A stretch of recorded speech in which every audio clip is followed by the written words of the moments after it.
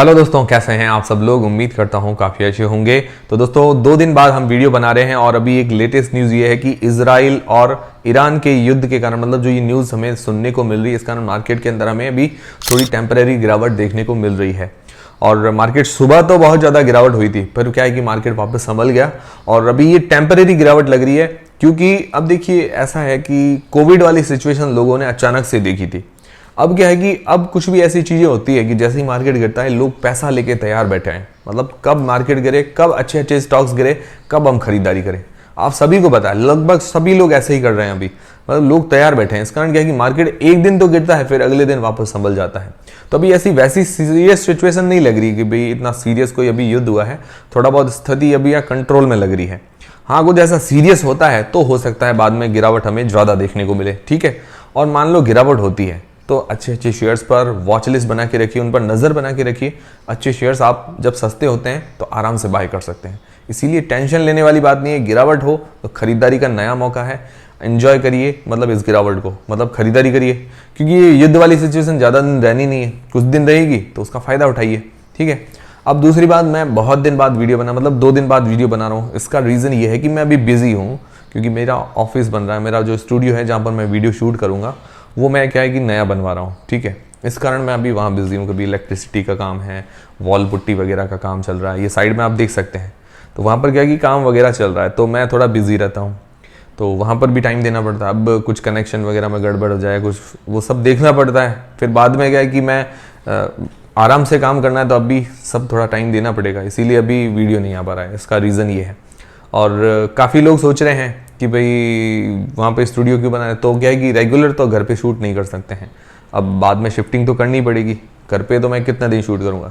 इससे क्या होगा कि भाई कोई मिलने वगैरह भी आएगा, हमको सब्सक्राइबर्स वगैरह मिलने आ जाते हैं, तो क्या है कि उनसे मिल भी पाएंगे, या कोई आसपास के लोग मिलना चाहते हैं तो वो भी मिल पाएंगे। उसके अलावा मैं अपना शूटिंग भी वहीं आराम से कर पाऊंगा। तो ये अच्छी चीज़ हो जाएगी वहाँ पे। इसीलिए क्या है कि मैं वहाँ पर शिफ्टिंग कर रहा हूँ। कुछ नयापन भी हो जाएगा, अलग अलग बैकग्राउंड्स बना रहा हूँ, तो कुछ क्या है कि लोगों को नयापन दिखने लग जाएगा हमारे चैनल पर।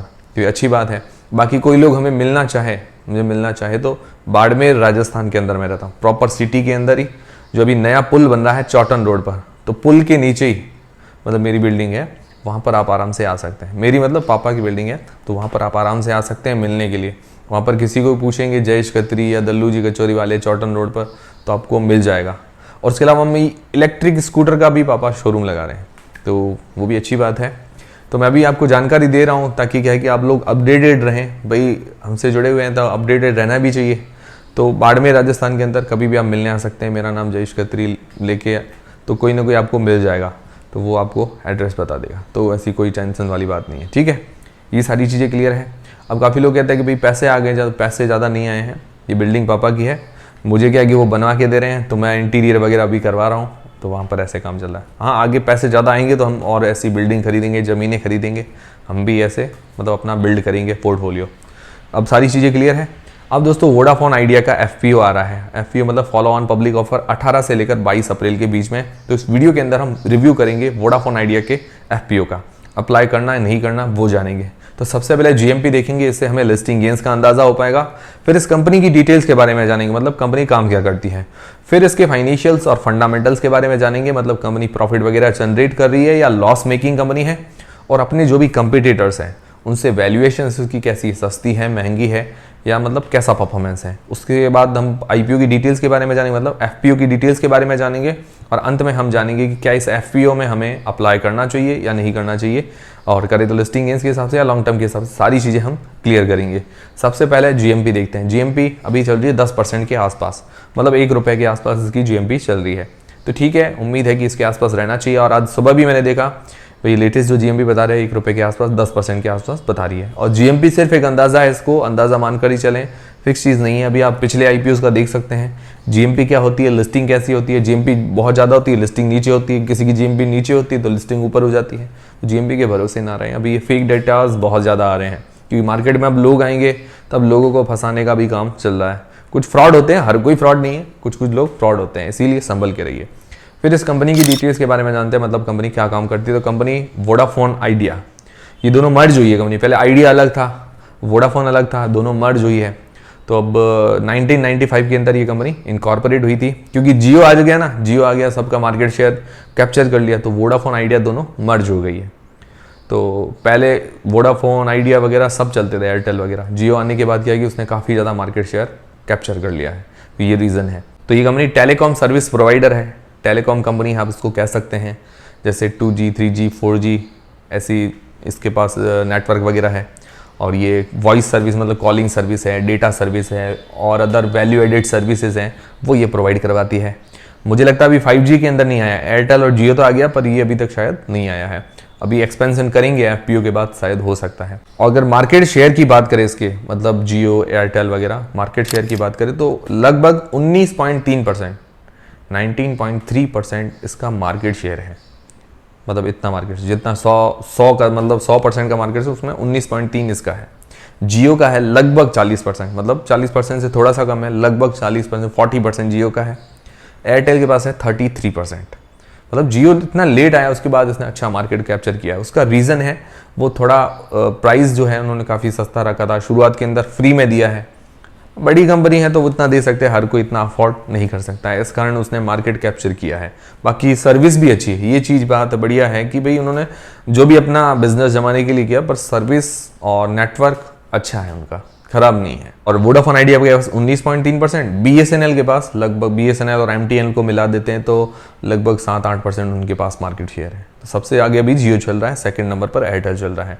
सबका मार्केट शेयर डाउन हुआ है जियो के आने के बाद। पहले एयरटेल नंबर 1 था, फिर वोडाफोन था, फिर आइडिया वगैरह ऐसी कंपनियां थी, तो सबका मार्केट शेयर डाउन हो गया है। और वोडाफोन की बात करें तो टोटल 17 कंट्रीज में अपनी सर्विसेज देती है। आपको पता है कि इंडिया के अलावा भी वोडाफोन बाहर भी है, शायद ये इंग्लैंड की कंपनी, यूरोपियन कंपनी को कह सकते हैं। और इसके पास अभी इंडिया के अंदर 1,83,400 टावर्स इसके लगे हुए हैं, और अभी क्या कहें तो थर्ड लार्जेस्ट है। थर्ड लार्जेस्ट तो हो गई, अब क्या है कि डाउन होता जा रहा है, इसका मार्केट शेयर कम हुआ है। तो ये हो गई कंपनी की डिटेल्स, मतलब कंपनी के बारे में आपने जाना, कंपनी क्या करती है और इसकी भी मार्केट में पोजीशन क्या है। अब इसके फाइनेंशियल्स और फंडामेंटल्स के बारे में जानते हैं। उससे पहले अगर आपको समझ में आया है कि कंपनी क्या काम करती है तो वीडियो को एक लाइक जरूर करें। अब इसके फाइनेंशियल्स और फंडामेंटल्स 2021 से 2023 तक दिए गए हैं। अगर इसके एसेट्स देखते हैं तो इसके एसेट्स 2021 से 2022 में घटे हैं, मतलब डाउन हुए हैं, फिर 2023 में थोड़ा सा वापस ग्रोथ देखने को मिली है। रेवेन्यू के अंदर भी सेम ऐसा ही है, 2021 से 2022 रेवेन्यू घटा है, फिर वापस थोड़ा सा बढ़ गया है। तो ये असमानताएं, जो अनिश्चितताएं हैं, वो नेगेटिव चीज होती है। मतलब रेवेन्यू ऐसे बढ़ना चाहिए, भाई आज हमने 100 रुपये कमाए, अगले साल 120 होना चाहिए, उससे अगले साल 150 होना, तो ऐसे बढ़ता हुआ आना चाहिए। एक साल हमने 100 कमा लिए, अगले साल हमने 70 कमा लिए, फिर हम वापस 90 पे, मतलब 90 पे आ गए, तो ये कोई ग्रोथ नहीं होती है। ठीक है, फिर बात करें प्रॉफिट की, तो प्रॉफिट तो अभी पिछले कुछ सालों से ही जनरेट ही नहीं करी, लगातार लॉस मेकिंग कंपनी है। हाँ, लॉस थोड़ा थोड़ा करके कम हुआ है, पर क्या है कि लॉस मेकिंग कंपनी, ये बहुत ही नेगेटिव पॉइंट है। फिर इसकी नेट वर्थ नेगेटिव है, इसके अंदर रिजर्व कैश नेगेटिव है, रिजर्व है ही नहीं। फिर बोरोइंग्स की बात करें, उधारी की, तो 2 लाख करोड़ रुपए से ऊपर की है उधारी, और बहुत ज़्यादा है। अब आप सोचिए ये उधारी भी कब चुकाएंगे, तो फाइनेंशियली तो बहुत ही वीक कंपनी है। फिर P, price to earnings ratio, अब ये कमा कुछ नहीं रही तो पी क्या होगा, पी क्या होता है, price to earnings ratio, earnings तो कुछ है ही नहीं, तो नेगेटिव आ रहा है इसका पी। और भारतीय हेक्साकॉम जो अभी लिस्टेड हुई है, उसके अलावा एयरटेल, वो दोनों लिस्टेड कंपनियां, जियो लिस्टेड है नहीं। भारतीय हेक्साकॉम का पी है 74 का और एयरटेल का है 84 का। ठीक है, भारतीय हेक्साकॉम भी मतलब अभी उसके बाद में बिजनेस कम है, पर वो प्रॉफिट मेकिंग है अभी, पर ये तो लॉस मेकिंग है। भारतीय हेक्साकॉम से भी बहुत डाउन कंपनी है ये। रेवेन्यू भले ही रेवेन्यू के मामले में बड़ी कंपनी, पर क्या है कि भारतीय हेक्साकॉम थोड़ी सी फाइनेंशियली इससे मजबूत नजर आ रही है। बाकी जियो का अभी पी वगैरह नहीं है क्योंकि जियो लिस्टेड नहीं है। तो कंपनी जो है फाइनेंशियली और फंडामेंटली काफ़ी ज़्यादा वीक है। ठीक है, मतलब ठीक है, अप्लाई कर ले नहीं कर ले, पर हवा में तीर चलाने जैसा ही है। फिर इस IPO की डिटेल्स, मतलब FPO की डिटेल्स के बारे में बात करें तो 18 से लेकर 22 अप्रैल के बीच में ये FPO ओपन रहेगा। प्राइस बैंड क्या रखा गया है, 10 रुपये से लेकर 11 रुपये के बीच में। 1298 शेयर्स का लॉट है। फेस वैल्यू है इसकी 10 रुपये, फेस वैल्यू 10 रुपये, ये अच्छी बात है कि भाई अभी तक स्प्लिट वगैरह नहीं हुआ है। और इसका इश्यू साइज है 18,000 करोड़ रुपए का पूरा फ्रेश इश्यू है। ये बहुत अच्छी बात लगी मुझे। कंपनी क्या है कि 4G 5G इनका एक्सपेंशन करने वाली है, थोड़ा बढ़ाएगी इसको, ये अच्छी बात है। उसके अलावा कुछ उधारी वगैरह है, ड्यू पेमेंट्स है, GST वगैरह वो पे करना है, तो उसमें पैसा काम में लेगी, कुछ जनरल कॉर्पोरेट पर्पस में पैसा काम में लेने वाली है। तो अच्छी बात है कि कंपनी अपनी ग्रोथ वगैरह के अंदर पैसा काम में लेगी, मतलब कंपनी पैसा वेस्टेज नहीं करी, मतलब प्लान है इनका ग्रोथ का, मतलब मार्केट में ये बने रहना चाहती है, ये अच्छी बात है। रिटेल पोर्शन है 35% का, ठीक है। ये हो गई पूरे आईपीओ की डिटेल्स। ये लॉस मेकिंग कंपनी है, फिर भी 35% का रिटेल पोर्शन थोड़ा समझ में नहीं आया। तो पूरी आईपीओ की डिटेल्स होगी। अब मेन ये सवाल आता है कि इस आईपीओ में अप्लाई करें या नहीं करें, मतलब एफपीओ में अप्लाई करें या नहीं करें। उससे पहले आपके पास डीमेट अकाउंट नहीं है, बिल्कुल फ्री में डीमेट अकाउंट खुलवाने की लिंक डिस्क्रिप्शन के अंदर मिल जाएगी। उसके अलावा टेलीग्राम, व्हाट्सएप चैनल और इंस्टाग्राम सबकी लिंक डिस्क्रिप्शन के अंदर है। तो सबसे पहले लिस्टिंग गेंस के हिसाब से क्या इस आईपीओ एफपीओ में अप्लाई करना चाहिए, तो देखिए मार्केट सेंटीमेंट देखना है। अभी मार्केट डाउन चल रहा है और जीएमपी वगैरह देखनी है, सब्सक्रिप्शन कैसा मिलता है, एंकर लिस्ट कैसी आती है। एंकर लिस्ट का मैंने सुना है भाई, न्यूज़ ऐसे सुनने को मिल रही है कि बढ़िया एंकर लिस्ट आ सकती है कंपनी की रेपुटेशन को देखते हुए। तो उस हिसाब से हमें डिसीजन बनाना है लिस्टिंग गेंस। जैसे भारतीय एक्साफार्म में कैसा था भाई, एंकर लिस्ट अच्छी आई थी, QIBs की तरफ से अच्छा सब्सक्रिप्शन मिला था, तो क्या है कि थोड़ा बहुत हमें लिस्टिंग गेंस मिल गया, थोड़ा बहुत क्या ज़्यादा ही मिल गया, बहुत अच्छी चीज़ रही। तो वैसा कुछ हो जाए तो अलग चीज़ है, पर अभी की कंडीशन में रिस्की है। फिर दूसरी बात लॉन्ग टर्म के हिसाब से, तो लॉन्ग टर्म के हिसाब से तो अभी देखा जाए, अगर मार्केट लीडिंग पोजीशन के देखें भाई 3-4 ही सर्विस प्रोवाइडर है, ज़्यादा सर्विस प्रोवाइडर है नहीं टेलीकॉम सेक्टर के अंदर, तो इतना ज़्यादा कंपटीशन तो है नहीं, ठीक है, कंपटीशन नहीं है। पर क्या है कि अगर मार्केट शेयर की बात करें तो वोडाफोन आइडिया का मार्केट शेयर लगातार गिरा है और जियो अभी लीडिंग पोजीशन पर है, सेकंड नंबर पर एयरटेल है।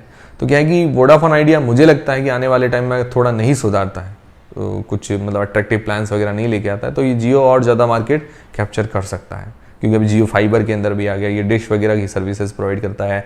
जियो सिनेमा आ गया है इसका, जहाँ पर हमें मैच वगैरह भी देखने को मिल जाते हैं। तो जियो इतनी सारी सुविधा देता है, तो लोग तो अब जुड़ना ही शुरू होंगे ना। लगातार मार्केट शेयर गिरेगा ही, और थर्ड लार्जेस्ट है और लगातार लॉस का जनरेट कर रही है, प्रॉफिट के अंदर भी नहीं, उधारी काफ़ी ज़्यादा है। तो अब आप सोचिए कि भाई ऐसी जो कंपनी डाउन जा रही है उसके साथ लोग जाएंगे, या जो कंपनी अप जा रही है, जैसे एयरटेल थोड़ी अप जा रही है, जियो भी अप जा रही है, तो लोग उनसे जुड़ेंगे ना। अच्छे शेयर्स ऑलरेडी अवेलेबल हैं, इससे बढ़िया तो एयरटेल पड़ा है, तो लोग उससे जुड़ेंगे। अब लॉन्ग टर्म के लिए तो फाइनेंशियली, फंडामेंटली सब तरह से ये वीक कंपनी है, बाकी कुछ चमत्कार हो जाए तो अलग चीज़ है। हाँ, बाकी लिस्टिंग गेंस देखिए, मैंने आपको बताया कि भाई अच्छी एंकर लिस्ट आती है, अच्छा सब्सक्रिप्शन मिलता है, तो लिस्टिंग गेंस मिलने की संभावनाएं हैं। वो तो शॉर्ट टर्म के लिए चीज़ें हैं, ठीक है। अब वो तो हवा में तीर चलाना है कि भाई लग गया तो ठीक है, नहीं लगा तो कोई बात नहीं, वो चीज़ है। बाकी पर्सनली अभी मेरी कोई राय नहीं है, क्योंकि अभी मैं अप्लाई करूँ नहीं करूँ मैं भी सोचूंगा मार्केट कैसा इसको रिस्पॉन्स देता है। कंपनी में ओवरऑल दम तो नज़र नहीं आ रहा है, बाकी कंपनी के इरादे अच्छे नज़र आ रहे हैं कि पूरा फ्रेश इश्यू है, आने वाले टाइम में कंपनी ग्रोथ में पैसा काम में लेने वाली है। तो ये थे सारे आज के अपडेट्स। तो कैसा लगा वीडियो और समझ में आया नहीं आया, मतलब सारी चीज़ें क्लियर हुई है तो वीडियो को एक लाइक जरूर करें, चैनल को सब्सक्राइब कर लें। मिलते हैं दोस्तों अगले वीडियो के अंदर।